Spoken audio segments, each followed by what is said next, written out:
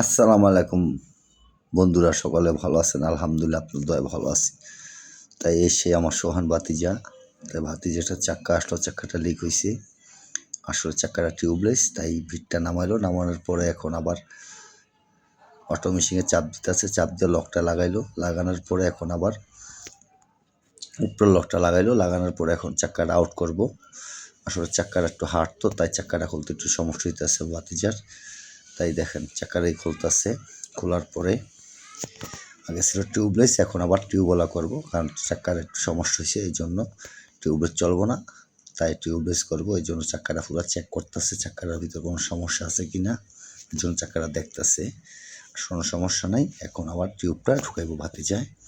যে এখন দেখেন কীভাবে টিউবটা ঢুকায়। তাই হাওয়া ছিল, হাওয়াটা চাইতে হাওয়াটা কমাইলো।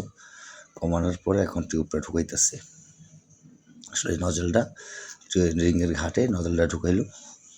তাই আপনার মাঝে আসলে কাজ করি আমি, এটা কষ্টের কাজ করি। আপনার মাঝে ভিডিও দিয়ে ভিডিওটা দেখবেন। আসলে টিউবটা ঢুকানো শেষ, এখন আবার আপনার অটো মেশিনে লকে লাগাইবো। লাগানোর পরে এখন আবার টিউবটা চাক্কাটা সেটিং করতেছে।